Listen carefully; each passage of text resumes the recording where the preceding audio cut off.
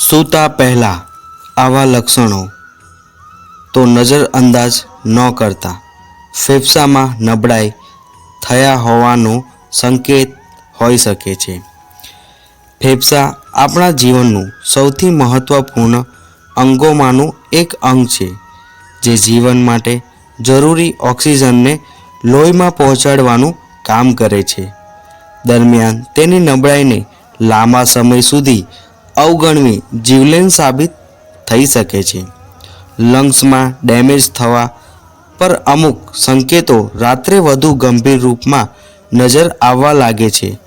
જો તમે આ લક્ષણોનો અનુભવ કરી રહ્યા છો તો તાત્કાલિક ડૉક્ટર પાસે તપાસ કરાવો. નંબર 1.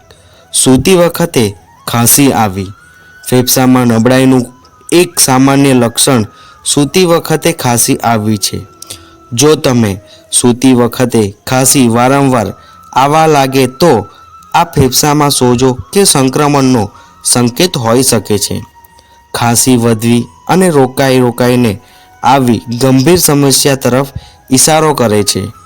જો ફેફસામાં નબળાઈની શરૂઆત હોઈ શકે છે.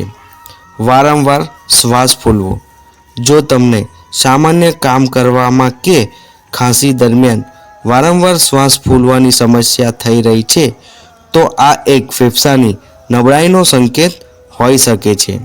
શ્વાસ ફૂલવો તે લક્ષણમાં સામેલ છે જેને ઘણી વખતે લોકો નજરઅંદાજ કરી દે છે, પરંતુ સમયસર સારવાર ન કરવા પર આ સમસ્યા વધી શકે છે. ખાંસી ખાતી વખતે છાતીમાં દુખાવો. જો ખાંસી ખાતી વખતે તમને છાતીમાં દુખાવો થાય તો એક સંકેત છે કે ફેફસામાં અમુક ગંભીર સમસ્યા હોઈ શકે છે. આ દુખાવો ફેફસામાં સોજો, સંક્રમણ કે અન્ય કોઈ બીમારીનું પરિણામ હોઈ શકે છે. મોંમાં કફ થવો. જો તમારે મોંમાં વધુ કફ થઈ રહ્યો છે તો તે પણ ફેફસામાં નબળાઈનો એક સંકેત હોઈ શકે છે. ખાસ કરીને સ્મોકિંગ કરવામાં આ સમસ્યા વધુ દેખાવામાં આવે છે.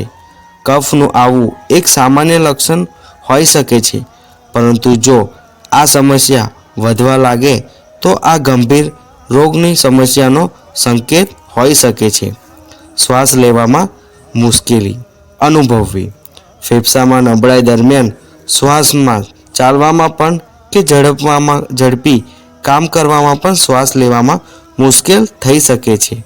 આ સાથે સવારે ઉઠતા જ શ્વાસ ફૂલવો, ગભરામણ, અવાજ આવવો જેવા લક્ષણો પણ જોવા મળે છે. જો તમને આ બધા લક્ષણોમાંથી કોઈ પણ એક લક્ષણ તમારા શરીરમાં દેખાય છે તો તાત્કાલિક તમારે ડૉક્ટરની સલાહ લેવી જોઈએ. મિત્રો, તમને આ અમારો વિડીયો જો પસંદ આવ્યો હોય તો વિડીયોને લાઈક કરજો, ચેનલને સબસ્ક્રાઈબ કરજો અને તમારા ફેમિલી મિત્રોને શેર કરજો, જેથી આ માહિતી એમના સુધી પહોંચતી રહે. તો મળીએ છીએ નવા વિડીયો સાથે. ત્યાં સુધી ચેનલને એકવાર જરૂરથી સબસ્ક્રાઈબ કરજો, તાકી આવા જ તમને હેલ્થ ટિપ્સ વિડીયો તમને અમારી ચેનલ પર જોવા મળે. બધાને લાસ્ટમાં જય માતાજી, જય શ્રી કૃષ્ણ.